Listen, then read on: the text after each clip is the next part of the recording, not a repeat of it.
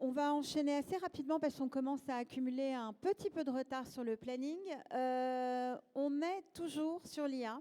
Rien d'étonnant. On va donc continuer à parler IA avec la prochaine table ronde intitulée IA, la computer vision au service de l'excellence opérationnelle. J'attends que tout le monde s'installe et se désinstalle avant d'appeler nos 4 intervenants. Merci beaucoup. Donc je pense que déjà ce qui est important, c'est vraiment commencer par essayer de définir l'agentic commerce. J'ai bien dit essayer parce que c'est quelque chose qui bouge beaucoup et qui est en constante évolution. Je vais les appeler et on va commencer. Donc j'appelle Hubert Desroches, direction des opérations Monoprix, membre du COMEX en charge des magasins intégrés et franchisés de la supply chain et de la logistique chez Monoprix. Merci de l'accueillir avec moi. Voilà, on y va.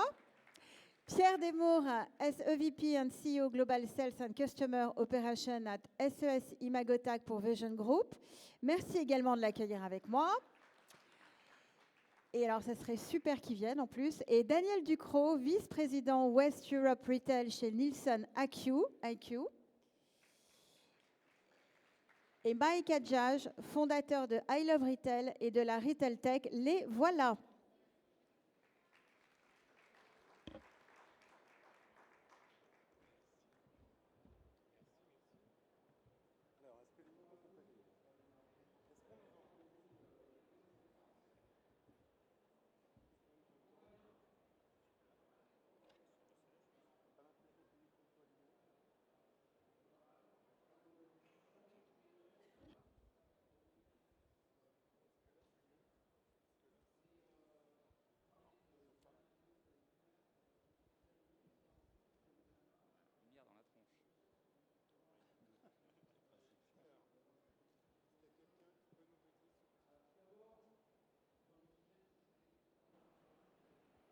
Et là, ah, voilà, comment ça va, messieurs?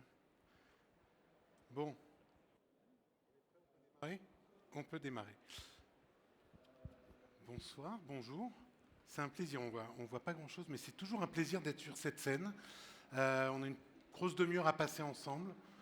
Le thème, c'est l'IA et la computer vision au service de l'excellence opérationnelle. Et ça nous fait toujours quelque chose d'être ici parce que ça fait depuis la première édition qu'on est là tous les ans. Et on a l'impression qu'on raconte une histoire qui se poursuit. J'ai le plaisir aujourd'hui d'être accompagné d'un très beau plateau. Ils vont se présenter en 30 secondes chacun, puis on va rentrer tout de suite dans le sujet. Pierre Desmours pour Vision Group qui nous accueille aujourd'hui. Oui, bonjour à tous. Donc en quelques secondes, Vision Group, nous sommes le leader mondial des solutions de digitalisation du commerce physique.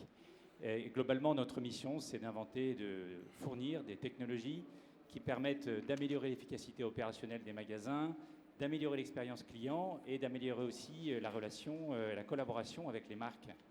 Alors nous sommes un groupe présent dans le monde entier. Nous représentons 1,5 milliard de chiffre d'affaires, 1200 employés. Voilà, et on est très fiers d'être un des leaders de la Retail Tech et un champion français de ces technologies. Merci. Daniel Ducrot pour Nielsen. Oui, bonjour Mike. Donc Nielsen IQ, c'est une entreprise de data. Donc on collecte 3 fois plus de data par semaine que tous les systèmes de paiement réunis, donc Mastercard, Visa et autres.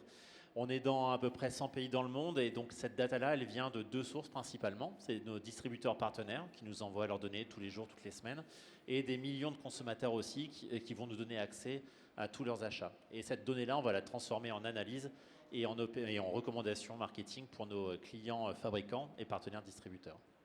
Bon, Hubert, je ne te ferai pas l'insulte de dire de nous présenter Monoprix, mais quand même juste quelques chiffres clés. C'est important de replacer l'enseigne dans son contexte. Merci. Du coup, Monoprix, 310 magasins, 230 franchisés, tout le reste, intégrés, le reste en franchisé, 5 milliards de chiffre d'affaires et 14 000 collaborateurs.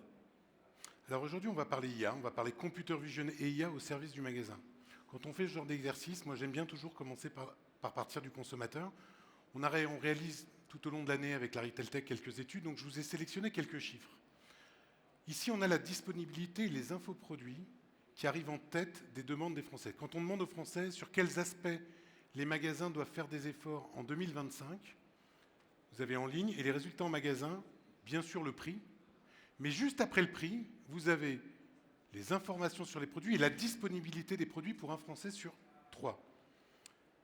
Ça va plus loin que ça. Un Français sur 2 nous dit « Je serai incité à changer d'enseigne en cas de rupture de stock de produits alimentaires. » Ça ne fait pas du bien. Quand on leur parle de l'IA, parce qu'on commence à questionner les Français sur l'IA, ils ont une certaine maturité.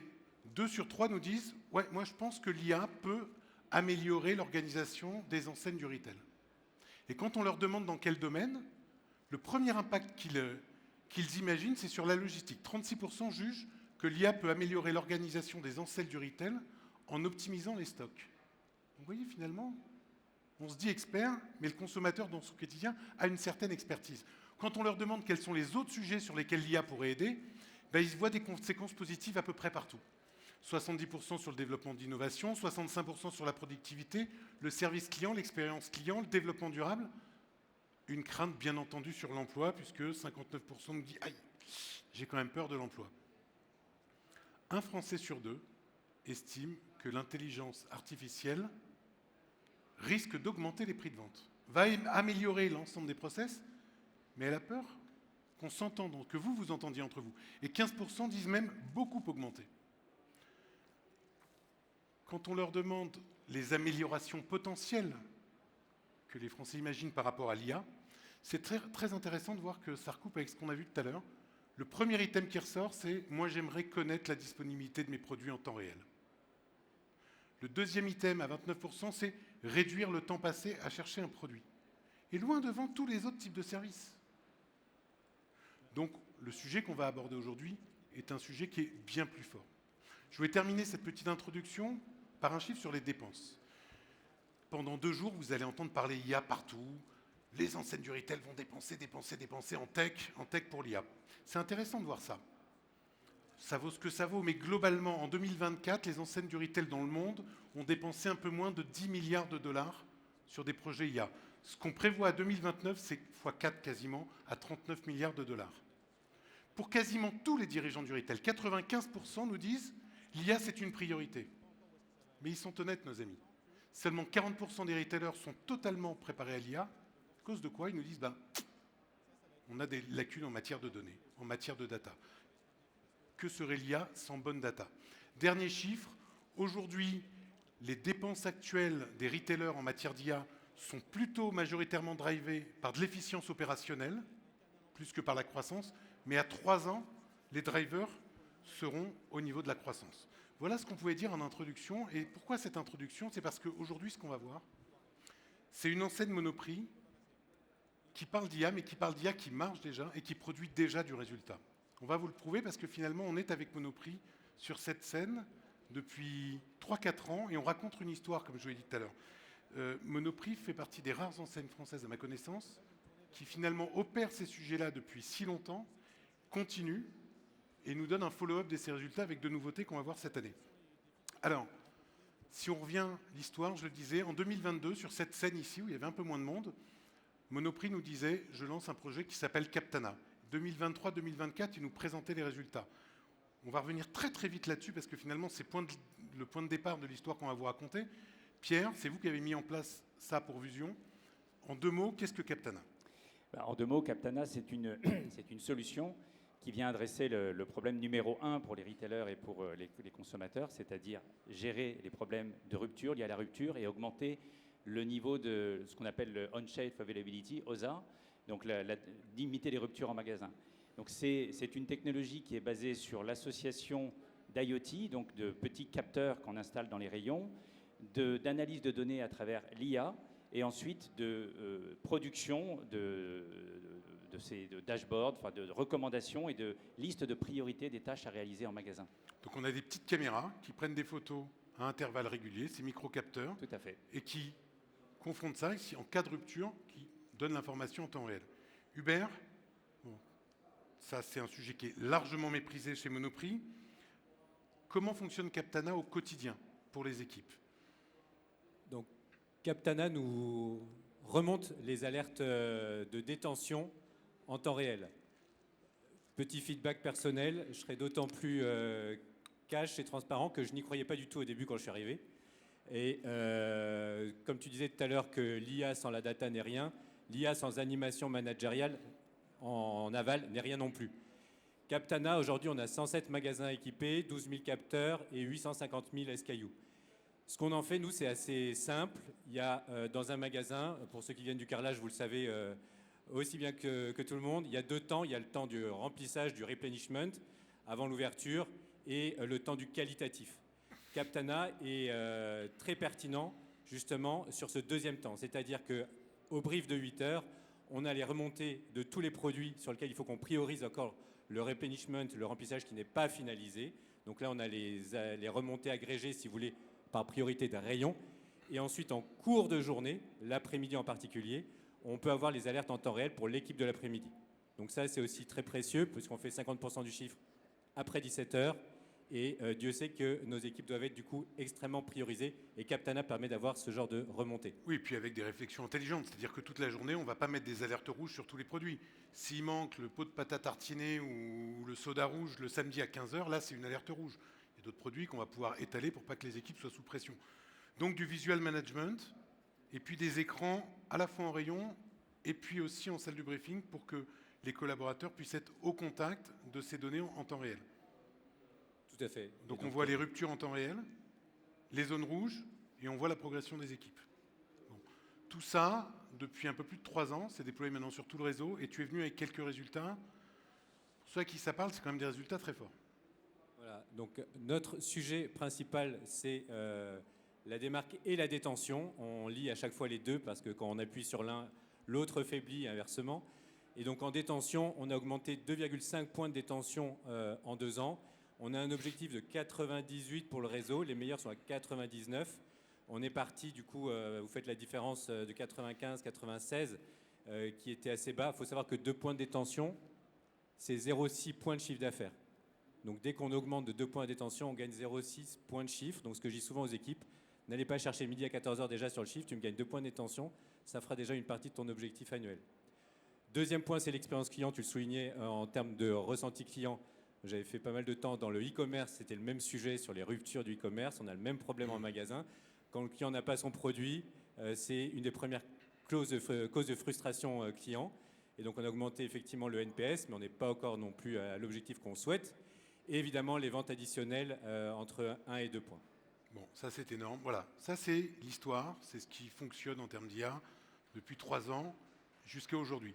Maintenant, ce qu'on va vous montrer, ça c'est complètement nouveau, et c'est une démarche de co-innovation entre les équipes de Monoprix et les équipes de Vusion Group. On va parler de cockpit magasin. Pierre, on a vu que Captana remontait des infos de rupture, et tous les jours, et en temps réel, on avait le dashboard. Là, vous allez beaucoup plus loin. C'est-à-dire qu'en fait, effectivement, sur la base de toutes ces informations, de toutes ces données extrêmement précises et surtout mises à jour en permanence, on est capable de reconstruire le jumeau numérique du magasin. Donc c'est un côté un peu magique, un peu ludique, et le côté ludique est d'ailleurs très utile, je pense que tu en parleras Hubert juste après, pour le briefing des employés. Et donc on est capable de visualiser, prendre un peu de hauteur, un peu de distance au sens propre et au sens figuré sur son magasin et être capable de voir la représentation réelle du magasin avec l'ensemble des indicateurs qui apparaissent sur l'ensemble des rayons. On peut zoomer, dézoomer, regarder à l'échelle du département, à l'échelle du rayon, à l'échelle de la gondole et aller regarder l'ensemble des indicateurs. Donc c'est un outil qui devient un outil de gestion au quotidien du magasin. L'ensemble des indicateurs au-delà de la rupture. C'est-à-dire Au-delà de la qu'avant... rupture. Tout à fait. Donc on peut agglomérer là-dedans les données de rupture, les données de chiffre d'affaires, les données de marge, les données des marques. Multisource, on disait pour que l'IA fonctionne, il faut des datas. Là, ce n'est pas uniquement les datas Captana, c'est l'ensemble des datas que le collaborateur avait avant sur différents devices, différentes sources, à différents moments de la journée, qui vont être concentrées visuellement sur le jumeau numérique du magasin. C'est exactement ça.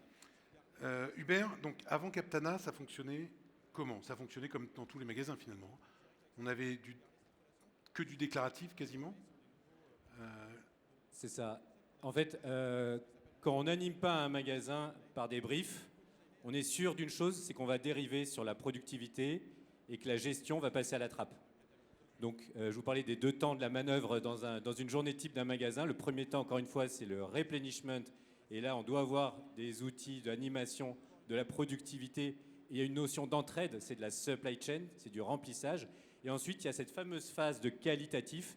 Et là, en fait, c'est un énorme outil managérial, parce qu'aujourd'hui, on a des managers qui n'ont pas toujours l'expérience nécessaire ou l'assertivité nécessaire pour bien animer un brief. Et quand vous avez la capacité, au cours d'un brief, d'animer l'équipe par référent rayon, avec des indicateurs comme la démarque, comme la détention, comme le chiffre d'affaires de la veille, visuel, vous parlez un autre langage que l'Excel. Et tous ceux qui ont côtoyé des opérationnels savent très bien que les opérationnels ont une sorte d'allergie à l'Excel. Et là, on parle magasin, on parle de ton magasin, de ta zone dans ton magasin par rapport aux résultats de ton camarade hier, avant-hier, la semaine dernière. Et ça commence à être puissant. Et on passe du déclaratif à l'animation en temps réel, ou en tout cas de la veille ou de la semaine précédente. Donc on va le voir juste après en vidéo, mais le brief du matin, on a le CA de la veille, on a bien sûr les ruptures, la détention, la démarque. Tu vas définir des KPI individualisés par référent. Ça, tu vas nous expliquer pourquoi, mais dans le management des équipes, c'est très important. On va mettre en exergue le palmarès, les top flops qui vont être visibles par tous, parce qu'avant, les indicateurs de chacun n'étaient pas partagés à tous. C'est bien ça. Aujourd'hui, on va pouvoir animer, incentiver, exciter les équipes en partageant les indicateurs. Donc c'est un impact managérial qui est très fort. Vous êtes venu avec une petite vidéo. Voilà. Tu vas peut-être nous expliquer, Hubert, ce qu'on voit sur l'écran. L'affichage des ruptures, ça c'est les carrés rouges. C'est ça, on va attendre que Voilà. François nous anime les choses. Donc là, on est sur un magasin réel. Hein, ça a été, cette vidéo, elle a été faite ces jours-ci. C'est Bruyères, je crois. En fait, donc nous, on est en train de mettre en place des télévisions à côté des tableaux de brief où on affiche le CA, etc. de la veille et les priorités du jour. Et donc l'idée, c'est que le manager, à côté justement de ce tableau Velleda qui est un peu figé, est capable d'animer par zone de référent ses priorités avec des indicateurs très simples. Il n'y en a pas 36, hein, il y a la tendance de chiffres, la détention et la démarque. Et là, il peut rentrer dans le détail, s'il veut, d'un planogramme que vous voyez derrière moi. Et l'intérêt, c'est que pour le manager, il n'a pas 10 minutes de préparation de briefing et des gros filtres Excel à faire. Et que pour les employés, comme je vous disais tout à l'heure, tout est directement exploitable avec le classement du top flop qu'on ne voit pas sur l'écran. Mais faites-nous confiance. Les trois référents top, les 3 référents flop, et comment je repriorise ensuite mes priorités de la journée. Les carrés rouges, les ruptures dont on parlait tout à l'heure, là, hop, à droite. Exactement. Donc là, on est vraiment dans la phase animation des référents rayons. Sur ce deuxième temps, le qualitatif et comment je réoriente le qualitatif. On a souvent en magasin un premier enjeu, j'en parlais, de la productivité sur le remplissage. Et donc ça demande aussi des indicateurs, une animation bien spécifique. Ce n'est pas le thème de la journée. Et le deuxième enjeu, c'est l'animation du qualitatif. C'est pour ça qu'avoir des référents qui connaissent leur métier. Là, on a les référents, poum, poum, poum. Voilà. Le CA par référent, la démarque, l'écart, l'indice. Exactement. Et ça, c'est partagé à tout le monde. C'est ça.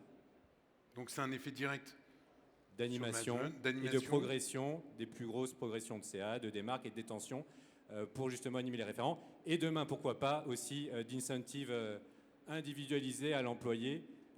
Si tu es sorti de la zone rouge et qu'elle devient verte, ça se valorise. Et moi, déjà court terme, ça me permet en tant que manager de prioriser les équipes le jour J sur les points de souffrance. Et encore une fois, quand vous voyez une zone rouge comme on vient de voir, c'est beaucoup plus parlant de donner du sens aux gens parce qu'on comprend où est le point de souffrance du magasin la veille au soir et ce matin pour servir mieux nos clients. Et tout au long de la journée, puisqu'il y a ce qu'on appelle la réouverture du soir, qui est un point fort chez Monoprix. Hein. Vous avez une forte fréquentation du soir. Donc on prépare la réouverture du soir à partir de quoi, 17-18 heures, donc il faut être prêt avant.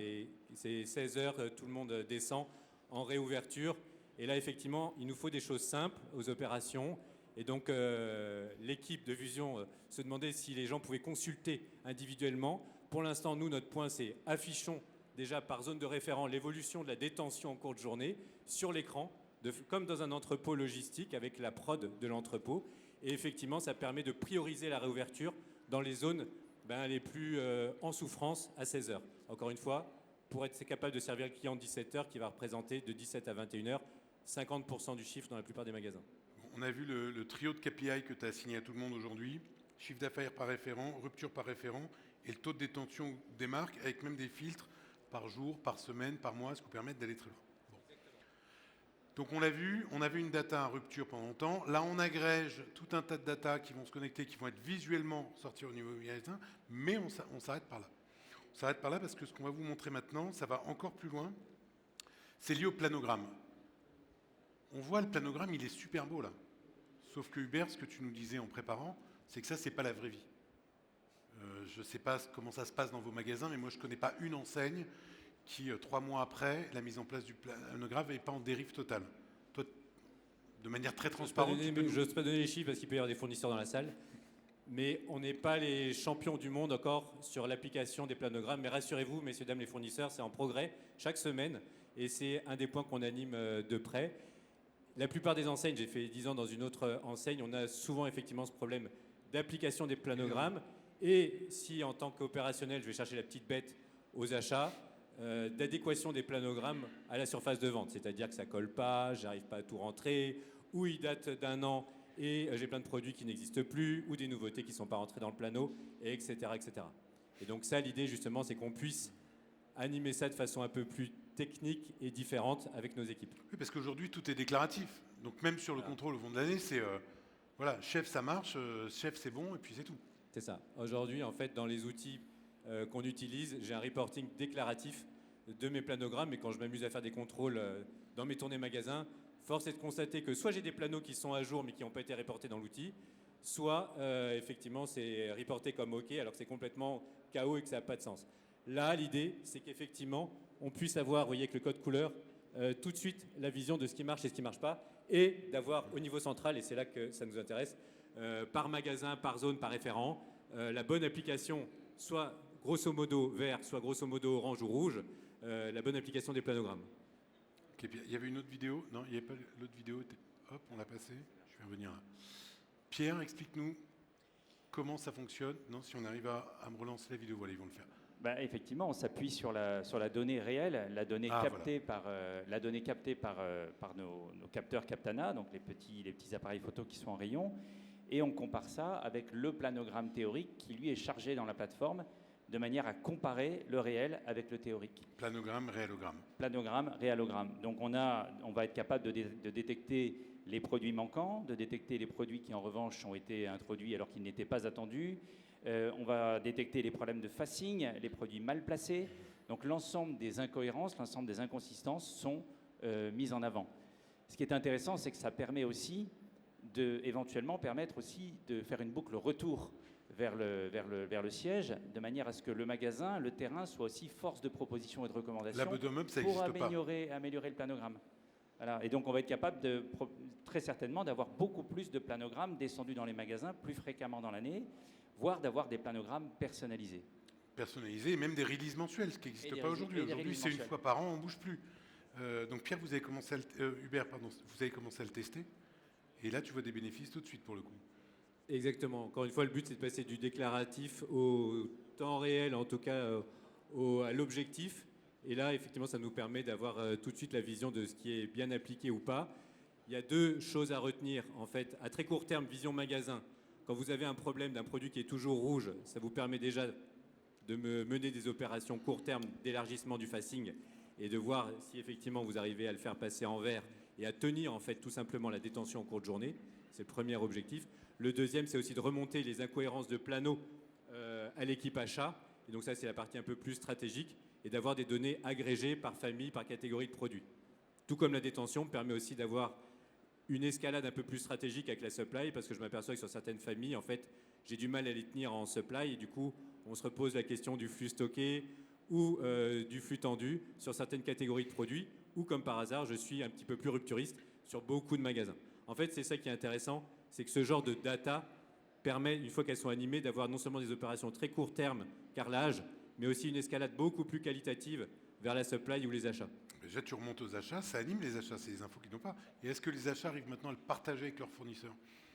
Oui, c'est en cours, effectivement. C'est en cours ça valorise le lien achat-vente en fait avec des données réelles. Oui, et puis ça donne un lien beaucoup plus direct avec le magasin et pas uniquement sur les dashboards de vente.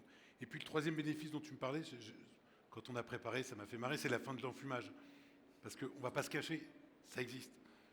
Que ce soit la détention, les planogrammes, etc., on est dans une culture du rouge-vert et la limite du rouge-vert, c'est effectivement le fait de cocher des éléments verts qui sont en fait rouges. Et nous, du coup, de porter le bon diagnostic, non seulement dans l'animation managériale auprès de nos équipes, de façon ciblée, et aussi de se remettre en question justement sur, en centrale, les points qu'il faut qu'on améliore au service de nos magasins. Parce que parfois, on a tendance parfois à faire porter un peu l'effort ou les dysfonctionnements au magasin, alors que j'ai juste un problème de supply chain ou de bon taux de service de nos fournisseurs. Donc ça, c'est effectivement le passage de l'enfumage déclaratif à l'objectif qualitatif, quoi. Bon, alors on va aller encore plus loin avec toi, Daniel, parce que on l'a vu, on part de la rupture, on agrège différentes datas, on pilote le magasin avec StoreView, on va plus loin, on va jusqu'au produit, on remonte jusqu'au fournisseur avec des planogrammes qui enfin veulent dire quelque chose.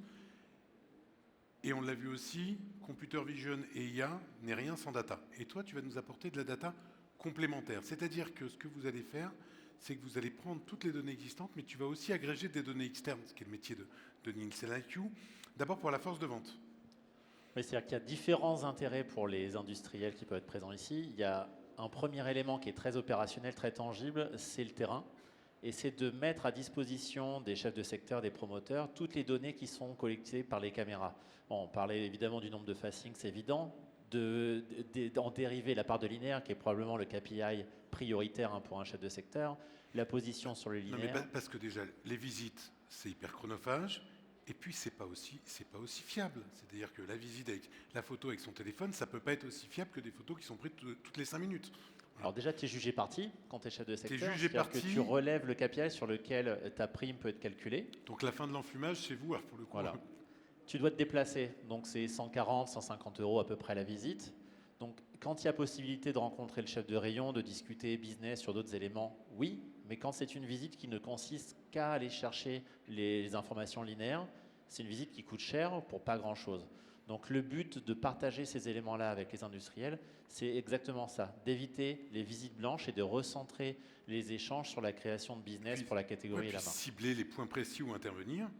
Et puis, voilà, au lieu de faire du relevé, on va en effet se concentrer sur le business. Ça, c'est pour la force de vente. Après, pour le marketing.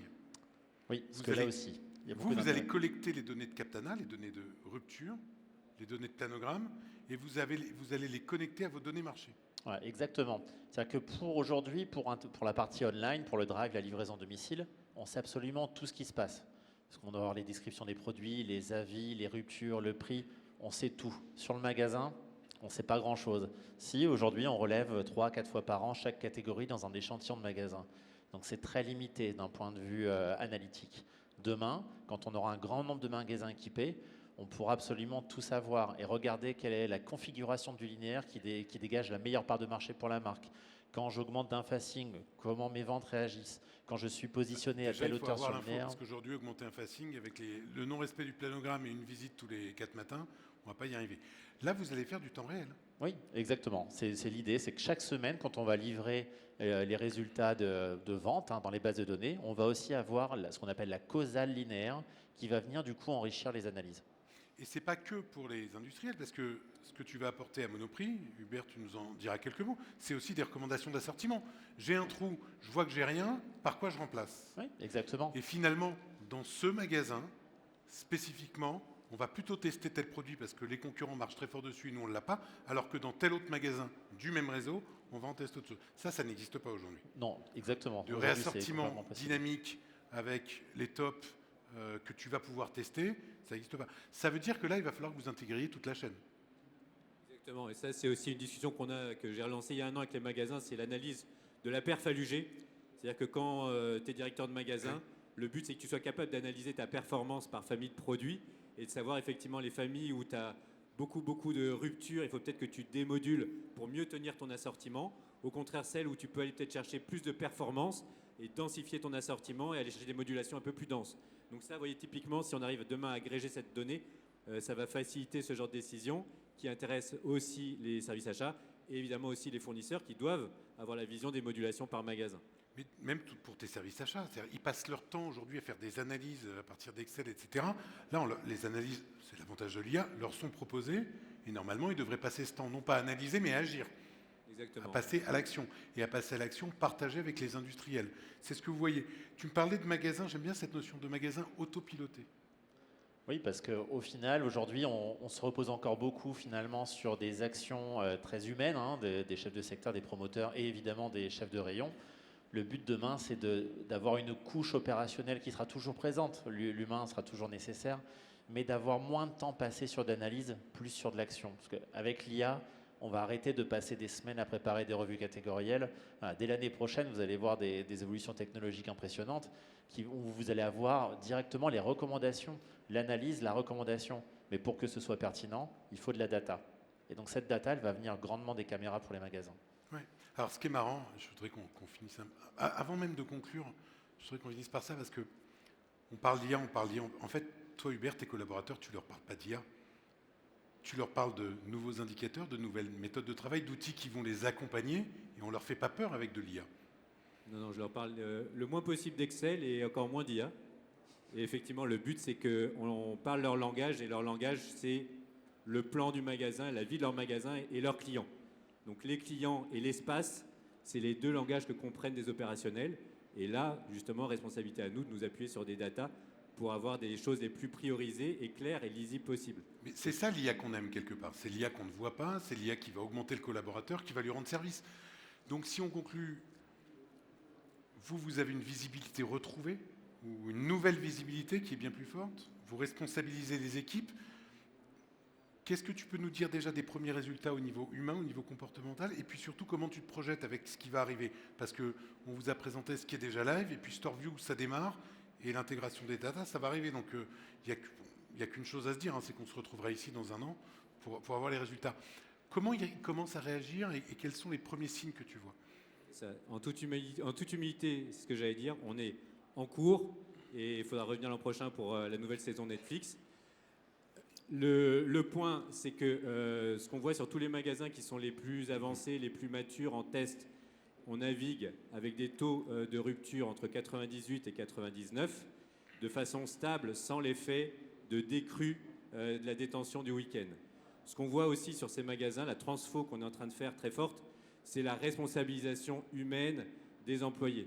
Et là, ce qu'on cherche, c'est vraiment parler au cerveau des employés, à leur redonner la prise en main d'une zone de responsabilité dans la gestion avec des éléments sur lesquels le manager n'a 0 minute à perdre et peut avoir des données les plus agrégées possibles. Donc je répète, le remplissage, c'est de l'entraide managériale et tout le monde cède, il n'y a pas de zone de responsabilité. Par contre, la gestion, il faut qu'elle soit profondément individualisée et c'est là où effectivement où l'IA et des briefs puissants nous aident et on voit la transfo humaine avec des équipes plus motivées. Et l'émulation directe le matin, etc., tu vois les premiers effets, quoi. C'est ça, parce qu'on attend de façon aussi très business, hein, pour ceux qui ont tenu des magasins, c'est la baisse de l'absentéisme et du turnover. Et ça, le seul moyen d'y répondre, c'est de redonner le sens dans le quotidien du travail de nos équipes. Et quand vous avez votre carto et que vous êtes vert et que Pierre est devenu orange, je suis bien content, ça refait ma journée et je vais faire en sorte que je reste vert et pourquoi pas aider Pierre à devenir vert aussi demain. Bon alors Pierre, finalement, chaque année, on se dit qu'on est toujours au début de l'histoire parce que l'histoire se continue et qu'on la réinvente à chaque fois. Oui, oui. En fait, là, on est vraiment en train d'allumer la lumière sur le rayon, quoi. C'est clair. On produit de plus en plus de data. Maintenant, la data, c'est bien. Produire beaucoup de data, c'est bien, mais il faut qu'elle soit correctement analysée. Et grâce à l'IA, aujourd'hui, la data, elle devient vraiment actionnable. C'est vraiment la data au service de l'action. Je crois que c'était un peu le maître mot ce matin dans notre discussion. C'est la data utile au magasin, utile au staff et utile à la mise en opération dans le magasin.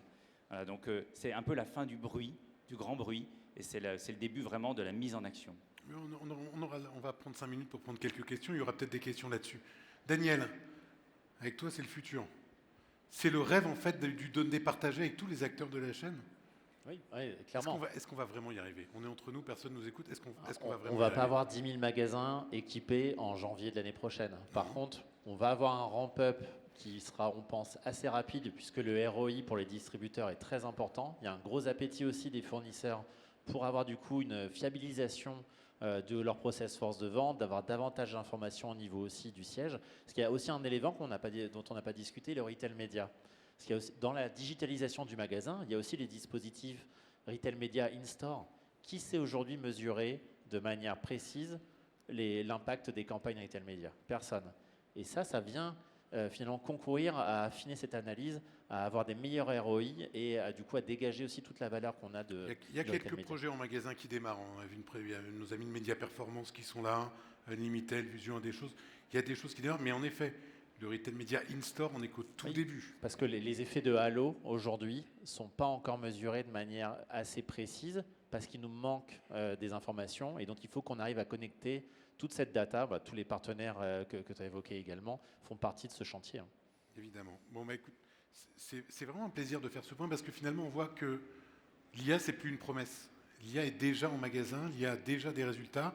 Alors c'est vrai que Monoprix a toujours été en avance. On est content de vous voir conserver cette avance. Rendez-vous l'année prochaine ou dans 2 ans pour voir les évolutions.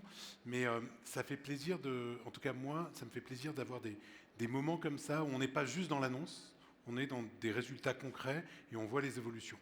Vous avez été parfait, on est nickel dans le timing. On a 5 minutes, on va pouvoir prendre des questions. Et je pense que alors je vois pas grand-chose là avec les spots, donc n'hésitez pas à vous manifester, ou s'il y a quelqu'un qui peut m'aider pour ça, avec un micro, ou on voit quelque chose, on voit pas quelque chose. Je vois pas grand-chose.